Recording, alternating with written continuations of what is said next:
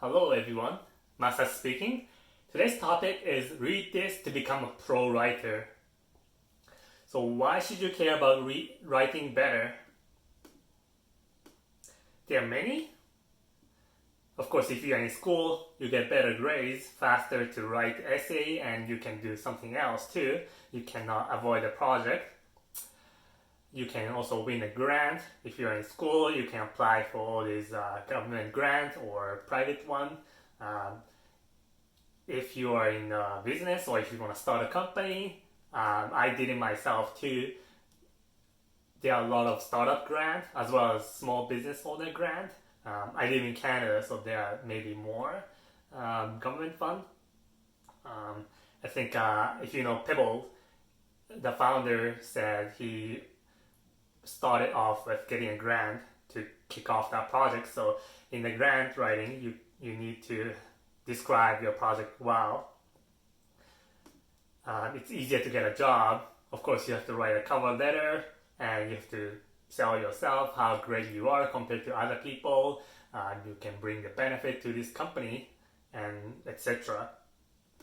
And you can become better at social media. There are like blogs, Twitter. I'm sure many of you have one of the accounts and you can get more followers and fans to what you're saying. You can win a project proposal. So this is more for work. When you write when you want to start a project, you have to win a proposal. It's similar to grant, but it's more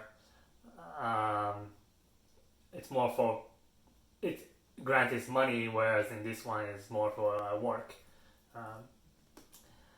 So legal protection, when you get a parking ticket, for example, by mistake, they won't just correct it. You have to apply why it was wrong. So you need to describe it well. It becomes your life protection skill, basically. And you will have less conflict from misunderstanding in a relationship. You can see the face online, and there's so much communication that happens online now. It's hard to tell what the other person is thinking.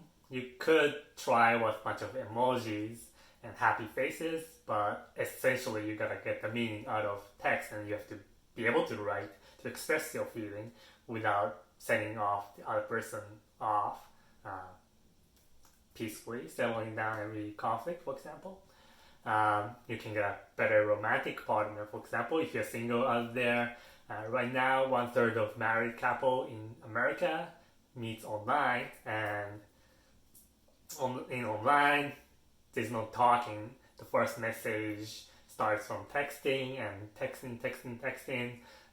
You have to be able to write well to show who you are. Otherwise, they won't understand, and you can never get ahead. Not even a single date, unfortunately. So you might become a future novelist. Who knows? Maybe you're not thinking about becoming a writer right now, but maybe one day. The author I like, his name is Murakami Haruki. He used to be running a jazz bar right after graduation, and only when he turned 30, he started writing, and he realizes that it's his God-given skill, and he just went on and rest assured. He was like a millionaire bestseller all over the world. You can get emotional stability. Lincoln used to write a letter of how angry he was at his subordinate or somebody else, his opponent, political opponent, for example, but he never sent it out. Every time he wrote this angry letter, he just put it down into his cabinet, and it helps calm down. There's also a concept called morning pages where you express your feeling, and it just helps you make sense of what's happening, get you going with your life, with your calm emotion. And life becomes enjoyable in general. Writing is inevitable, even if you are, it if you are in school, but even if you graduate, you cannot avoid it. It might be like project writing, or if you're a marketer, you still have to write copywriting. I myself was super stressed. I graduated my high school English was 58%. It was terrible, and I was frightened every time I get a writing assignment.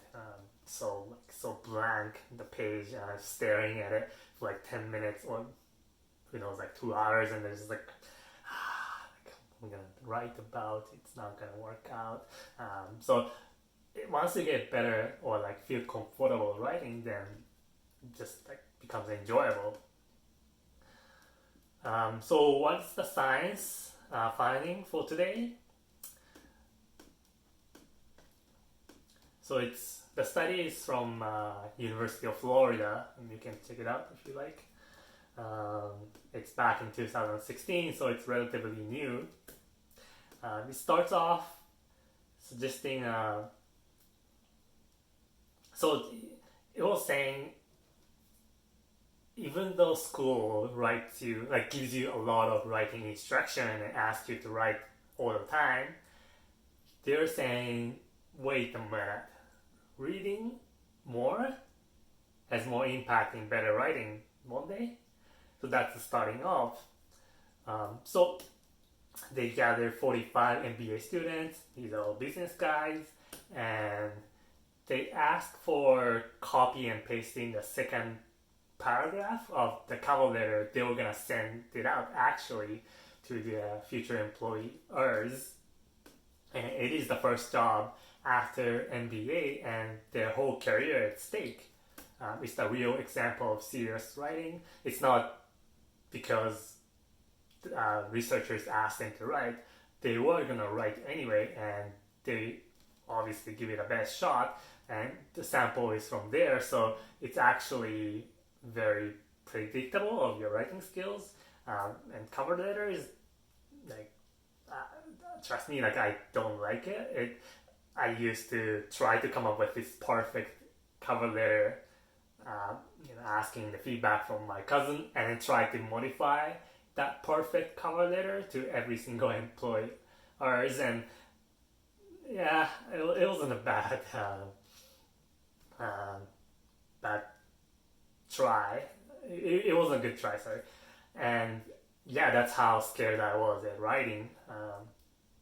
Just try to like edit bit by bit from perfect writing. So on top of this cover letter, they also asked the type of reading they do. And the types are academic journals. These are what researchers published on Nature or Science Direct. If you're in undergrad, you probably don't have that much interaction with them, but if you're in master, it's all about reading these. And literary fiction, for what constitutes literary fiction, please check out my previous video. I forgot to source it here, but it's going to be in the comment section. This is what so popular fiction of fantasy, sci-fi, and mystery. Literary fiction is something that your English teachers would give you, such as 1984 or Great Gatsby. Popular fiction is what counts as the bestseller novel fictions in Amazon store. They are just popular. They are a little bit, so literary fiction is a little bit more complex in characters, and popular fiction is a little bit easier to follow in characters, while they sell it with interesting plots. A good example is Harry Potter or Lord of the Rings. So non-fiction, it's general, it can be anything that's not fiction, basically. Then there are news, it can be Wall Street Journal, New York Times, USA Today, magazines, Economist, Forbes, Fast Company. If you read them online, I think the distinction is a little blur. They're kind of similar, in my opinion. And online media, there comes BuzzFeed, Reddit, and Medium blog, or any kind of blogs. And they asked also how many hours they read every week.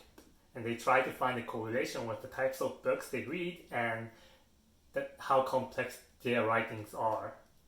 And for analyzing the complexity of writing, they use this this thing called L2 syntactic complexity analyzer, and this is what they use to rank the type of books that gets read in different grade level in elementary and secondary school in US. You don't want to give out too hard books to grade 1, so they need this kind of separator. So what did they find? They measured the mean length of sentences. So they try to find like how long you can write. And the first one that came up is those who read academic journals had the highest score in the complexity of their writing in cover letters. The second comes nonfiction and literary fiction. The third comes popular fiction. And the ones that score the lowest is news and magazines, those who read news and magazines. It's probably because the suggested difficulty of news in US is said to be 5th grade education, so they write it so that anybody with 5th grade education can read it. So the level of writing in news is meant to be easier than other types.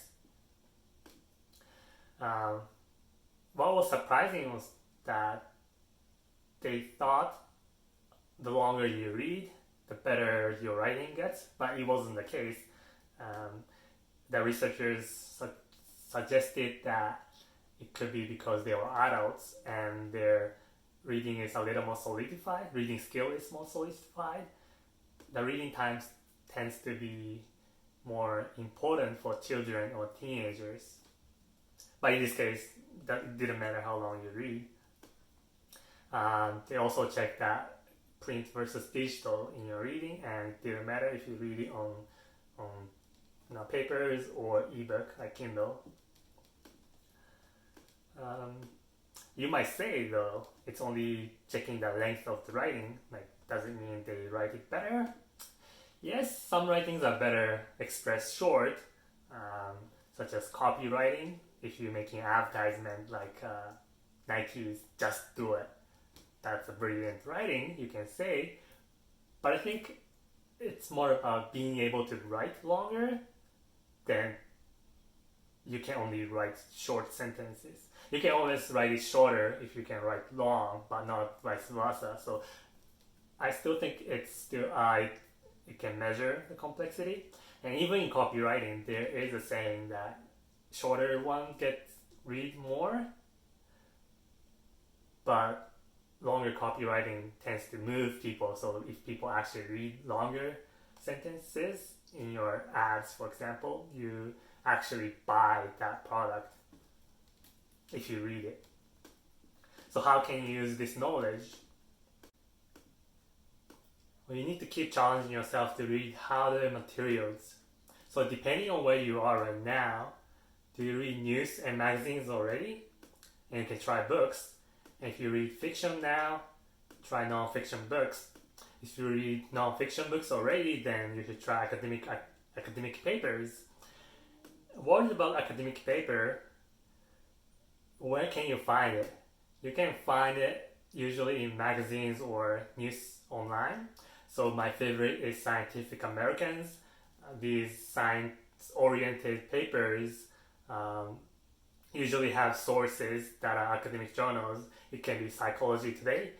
Psychology academic journals are usually easier to read. You don't need that much expertise in knowledge. They can be challenging sometimes. The writing is a little bit dry and it has a lot of graphics, but they are newest findings and you might find surprising facts. This academic journal is also from 2016, it's quite new. And in this research, there was no option for comparing those who didn't read anything. So I think reading magazines or news is still better than nothing. And you should most importantly find the quality of reading over quantity. So it's not about how many books you read. It's not about book a day or book a week. You should find the challenging materials out there, and not focus on the hours spent reading. So thanks for watching. If you like the video, please hit subscribe or like the channel. And I'm making videos that help you improve your life with scientific findings. Don't forget your cafe extension. It helps you remember more from reading, and it gives you a feature like daily report, memory connection with your past reading, or automatic taggings. Thanks for watching. See you next time.